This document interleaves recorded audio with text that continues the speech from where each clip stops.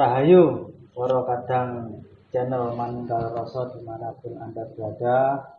Saat ini saya bersama Bapak Insanu Widodo, salah satu ahli sejarah di Kabupaten Blitar. Monggo Pak, perkenalkan. Ya, terima kasih Mas Nyoto. Saya nama Widodo, asli dari Srengat, dan kami tergabung dalam Dewan Seni Budaya Kecamatan Srengat, yang selama ini kita sebagai pegiat sejarah, seni, dan budaya. Dan pada malam ini kita mencoba fokus kepada Kabupaten Srengat. Oh, ya. Gini Pak Widodo, tentunya khususnya untuk masyarakat Kabupaten Blitar, tentunya kan banyak yang belum tahu Pak, bahwa sebelum adanya Kabupaten Blitar itu sebenarnya ada Kabupaten Srengat. Itu ceritanya itu gimana Pak, adanya Kabupaten Srengat itu? Mungkin biar warga kabupaten itu tahu kan, taunya itu kan langsung adanya Kabupaten Blitar sejarah. Ya. Gimana Pak? Ya, terima kasih Mas Nyoto. Jadi begini, jadi apa yang kami sampaikan, kami ceritakan ini semuanya berdasarkan dokumen. Ya, berdasarkan dokumen. Jadi tidak sekedar itu jarine atau dongeng atau konon dan sebagainya. Jadi Kabupaten Srengat ini diperkirakan mulai tahun pada periode 1765 sampai 1830. Ya. Jadi seperti Kabupaten Nganjuk misalnya ya. Nganjuk itu kan dulu kan terdiri dari 3, Kabupaten Kertosono, Kabupaten Berbek, Kabupaten Nganjuk. Seperti Tulungagung itu Kabupaten Kalangbret, Kabupaten Ngrowo. Nah, sekarang Blitar itu adalah Kabupaten Srengat yang kemudian hijrah ke Blitar. Lalu bagaimana ceritanya? Jadi begini, kira-kira ada 7 bupati yang pernah menjabat di Kabupaten Srengat, yaitu Regenskap Srengat, yaitu Regenskap itu yang artinya kabupaten. Berarti sejarahnya panjang ya Pak ya, kalau panjang, sampai 7 panjang sekali. Makanya di sini dibatasi pada periode 1765 sampai 1830. Meskipun sebelum 1765 itu sudah ada, tapi karena dokumennya itu masih minim, jadi kami belum berani untuk mengunggah ya. Jadi kami yang berani yang dokumen yang nyata-nyata menunjukkan ada batasan waktu, ada angka tahun, ada nama bupati, ada bukti fisik, dan juga ditunjang oleh dokumen-dokumen. Ya, dokumen itu seperti dari Almenak, ya, dari Delper, dari apa itu perjalanan Jonathan Reck, ya. Jadi banyak sekali. Terus itu Pak, bupati yang paling Srengat itu sehingga terus saya juga tanya, wilayah Srengat itu sampai batas mana Kabupaten Blitar saat itu? Ya, Kabupaten Srengat. Ya, Kabupaten Srengat. Maaf. Kabupaten Srengat yang jelas itu ke baratnya sampai wilayah Srikaton. Berarti ya, sampai Srikaton. Ya. Jadi luas sekali, dan waktu itu Blitar belum apa-apa, masih kemungkinannya saja berupa distrik atau kawajanan. Ya, dan bupati yang ternama, mungkin saya mulai dari bupati yang ada di dokumen dulu ya. Pertama yang kita temukan itu Raden Tumenggung Reksokusumo Kertodirjo. Itu yang pernah menjabat di Kabupaten Srengat, yang menurut sumber sejarah beliaunya itu dibuang ke Ambon. Terus yang kedua Raden Tumenggung Joyoningrat, ya, yang kemudian mutasi atau pindah ke Kabupaten Ngrowo yang sekarang Tulungagung. Yang ketiga itu Raden Tumenggung Mertodiningrat II. Ini yang paling ternama. Dan saat ini kita bisa melihat dokumennya. Ada, ya ada, di tulisan ini ada, di makamnya ada, di Sutono Gedong Trenggalek. Ya, kemudian Raden Tumenggung Brotowijoyo. Ya, setelah itu Raden Ngabei Mertokusumo. Ya, itu sudah sampai di batas-batas akhir daripada Kabupaten Srengat yang selesai pada resolusi 31 Desember nomor 10 tahun 1830 itu yang mengakhiri Kabupaten Srengat. Kalau boleh tahu itu apa Pak? Sebab-sebab kok Kabupaten Srengat itu kok berakhir itu? Ya, jadi begini. Pemicu ya, penyebab secara tidak langsung itu pertama dari Perang Jawa ketiga. Apa ya. itu, Pak? Perang Jawa itu perang Diponegoro itu. Oh, iya. Yang meletusnya pada tanggal 21 Juli 1825 dan berakhir pada tanggal 28 Maret tahun 1830. Perang Jawa berakhir ya tahun 1830 itu, maka pemerintah Hindia Belanda segera menata ulang ya, mengatur strategi bagaimana peristiwa Diponegoro itu biar tidak terulang lagi, yaitu pertama-tama mengadakan konferensi atau perjanjian, namanya Perjanjian Spreh pada tanggal 3-4 Juli 1830 di Ngawi yang dihadiri oleh 23 bupati di mancanegara timur. Jadi Perjanjian Spreh itulah yang sebagai alat politik digunakan oleh Belanda bagaimana supaya peristiwa Perang Jawa itu tidak terulang lagi. Ya, jadi setelah Perjanjian Spreh yang dilaksanakan pada tanggal 3-4 Juli 1830, itulah yang dijadikan kekuatan hukum untuk menghapus beberapa kabupaten, menggabungkan beberapa kabupaten, dan juga menetapkan bupati-bupati baru yang sesuai dengan seleranya pemerintah Hindia Belanda. Yang manut ya, jadi bupati-bupati yang sebelum 1830 itu jelas mesti di bawah Kasunanan Surakarta. Sedangkan setelah 1830 itu adalah bupati-bupati penunjukan yang sesuai dengan selera pemerintah Hindia Belanda yang dikumpulkan dari elit-elit pribumi yang mempunyai gelar-gelar bangsawan, priayi, dan sebagainya.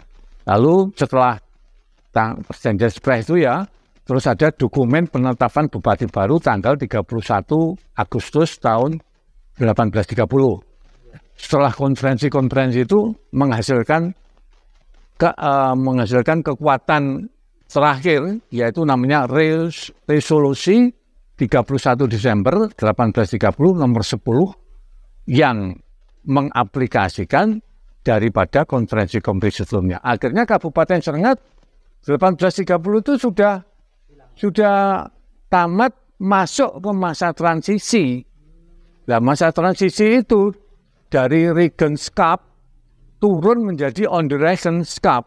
Dari kabupaten turun menjadi Onderregentskap dengan Onderregen Raden Ngabei Mertokusumo 1831 sampai 1833. 2 tahun, itu masa transisi. Sedangkan Blitar itu adalah distrik yang dipimpin oleh seorang Pedono yang namanya Ringgo Dirono. Berarti Blitar itu malah sebenarnya masih distrik ya, bukan? Oh, distrik, belum.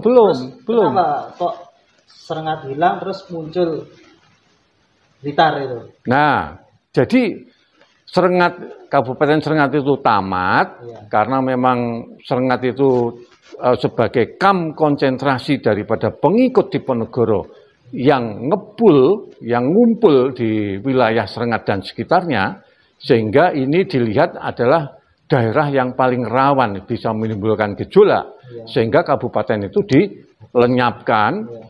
Lalu lokasi pemerintahan itu pindah, digeser ke Pakunden. Tahun berapa Pak itu? Itu mulai dari 1831, 1832, iya. Itu mulai bergeser ke Pakunden. Berarti setelah 1833 itu langsung kan sudah, iya. Serengat sudah hilang, tapi masa transisinya masih ada Bupati Anom, Bupati muda, iya. Raden Ngabei Mertokusumo, itu masih disebut juga Bupati. Bupati ya. Ya. Meskipun 2 tahun itu. Ya. Meskipun 2 tahun, ya. Meskipun statusnya under Regenskap. Iya. Ya. Lalu Blitar distrik itu diperkirakan di Pakunden, yaitu diperkirakan di lokasinya sekolahan SMKN 2. Nah, karena dalam perjalanan waktu pada tahun 1848 Gunung Kelut meledos. Nah, kan timurnya SMKN 2 itu kan ada kali besar tuh itu. Ya. Nah, itulah yang membanjiri daerah lokasi pemerintahan itu. Sehingga lokasi pemerintahan itu pindah dan bergeser lagi ke utara alun-alun. Jadi utara alun-alun itu perpindahan dari Pakunden itu karena lahar dingin itu Pak? Iya, karena bukan lahar dingin, lahar panas itu. Ya? Iya, lahar panas itu. Lahar panas. Jadi ada masa setelah Kabupaten Serengat dihapus 1830, masuk ke masa transisi 1831 sampai 1833, 2 tahun. Iya. Akhirnya masuk ke masa peralihan sampai 1850. Iya. Ya. 1850 Blitar naik status dari distrik menjadi under Regenskap. Di atasnya distrik. Iya. Dengan di pimpinan pertama yaitu Partowijoyo. Itu sudah kabupaten, Pak? Belum penuh. Jadi masih di bawahnya kabupaten. Jadi under Regenskap dengan under Regen Partowijoyo 1850 sampai 1852. Ya, kemudian 1853 sampai 1859 itu adalah under Regen kedua yang namanya Aryo Adikusumo. Jadi masa persiapan 1850 sampai 1859 itu Blitar belum kabupaten, masih under Regenskap. Sejak 1860 ya, 1860 inilah masuk rintisan menuju kabupaten otonom, kabupaten mandiri yang dipimpin oleh Raden Tumenggung Aryo Adinegoro. Ini SK. Ini dari Belanda, dari SK Bupati-Bupati di Jawa. Iya. Dan di sini ada Blitar. Iya. Ya, saya bacakan ya. Iya. Raden Tumenggung Aryo Adinegoro pada tanggal 1 April 1863. Nah, ini SK-nya ya. Lalu Bupati kedua Raden Tumenggung Ngabei Warsokusumo tanggal 3 Mei 1869. Ya. Lalu Bupati ketiga Pangeran Adipati Sosro Hadinegoro tanggal 12 November 1894. Ya. Kemudian Bupati keempat Raden Mas Adipati Aryo Warso Diningrat 18 Januari 1918. Bupati 1 sampai 2, 3, 4 ini satu keluarga. Satu keluarga ya. Jadi Bupati Blitar yang pertama sampai keempat itu adalah satu keluarga. Yang dimakamkan di Gebang itu Pak ya? Di Pangiranan. Oh, Pangiranan. Ya, Jalan Sultan Agung. Ya. Utaranya Perwanida itu. Ya, Perwanida. Nah, itu adalah makam para bangsawan-bangsawan Blitar. Iya. Dan aslinya ya bukan Blitar, aslinya kan dari Matraman semua. Iya. Ya. Jadi itulah peralihan dari Kabupaten Serengat menuju Kabupaten Blitar. Jadi terpautnya itu dari penghapusan Kabupaten Serengat 1830 ke terbentuknya Kabupaten Blitar tahun 1863 itu 33 tahun. 33 tahun. Tapi kalau 1863 berdiri Bupati pertama Blitar dengan Bupati-Bupati Kabupaten Serengat yang 1765 100 tahun. 100 tahun ya. Iya. Makanya ada beberapa sumber sejarawan yang mengatakan Kabupaten Blitar pada waktu itu sudah menjadi sebuah kota, sedangkan Blitar itu masih gong lewang-lewong. Lah KCE ada 100 tahun. Itu ya. Jadi dokumen-dokumen Kabupaten Blitar itu bukan dari Blitar, tetapi dari barat ke timur. Dari Trenggalek, dari Tulungagung. Jadi, itu karena persebarannya ya, dari sana. Dari barat ke timur ya, Pak. Ya, sesuai dengan jalur Matraman itu. Sesuai dengan itu. Loh, kenapa di Blitar? Itu dari barat. Iya, dari barat. Kenapa di Blitar kok enggak ada? Sama sekali. Iya, jadi dokumen Kabupaten Serengat itu di Blitar malah sama sekali enggak ada. Karena Blitar adalah lebih muda daripada Kabupaten Serengat. Nah, gitu loh, ceritanya seperti itu. Tentunya ini dapat menambah pengetahuan yang banyak orang tidak tahu, bahkan kalau ada Kabupaten Serengat itu hanya segelintir orang yang tahu. Iya, jadi kalau misalnya sampean mengatakan kepada teman, kalau Serengat itu dulu kabupaten, pertama mesti ditertawakan. Bukan, itu kawedanan. Memang kawedanan Serengat, tapi terbentuknya setelah Kabupaten Serengat dihapus. Diperkirakan Kabupaten Serengat itu secara dokumen dihapus pada 1830, transisinya 1833. Nah itu 1834 itulah mulai terbentuk distrik atau kawedanan ya, dengan wedono pertamanya yang legendaris yaitu Ndoro Tejo atau Tejo Kusumo atau Raden Mas Sutejo ya, termasuk wedono Jayeng Kusumo yang ada di Demuk itu juga wedono Serengat ya. Tapi kan yang paling terkenal Ndoro Tejo. Ndoro Tejo dan Ndoro Jayeng. Gitu ya. Ndoro Tejo itu dimiliki, disakralkan oleh masyarakat Serengat. Ndoro Jayeng dimiliki dan disakralkan oleh masyarakat Tulungagung. Kenapa wedono Serengat dimiliki oleh Kabupaten Tulungagung ya? Karena peristiwa pembuatan kretek Ngujang 1. Ya, karena peristiwa itulah Ndoro Jayeng wedono Serengat itu dicopot dari jabatannya sebagai wedono mulai 1878 sampai 1888, 10 tahun. Ya, akhirnya dicopot, diasingkan di hutan yang belum ada penghuninya, yaitu yang sekarang disebut Luk Songo dan Demuk itu. Itu yang babat ya wedono Serengat yang namanya Jayeng Kusumo. Makanya Jayeng Kusumo itu diabadikan sebagai nama jalan Ngujang ke selatan itu. Loh, nama jalan kok ada nama Jayeng Kusumo? Itu peristiwanya apa? Ceritanya gimana kok bisa dijadikan nama jalan? Nah, dari Serengat juga ya. Ya, itulah masalahnya, sejarah itu ya seperti itu ya.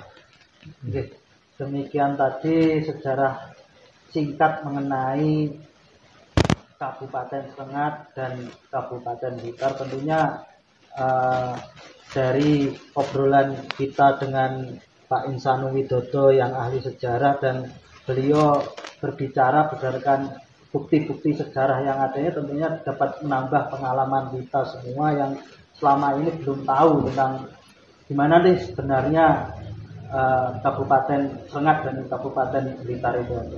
Ya, demikian tadi Pak nggih obrolan kita mengenai Kabupaten Serengat dan Kabupaten Blitar. Semoga dapat bermanfaat dan menambah pengetahuan bagi kita semua. Rahayu, rahayu, rahayu.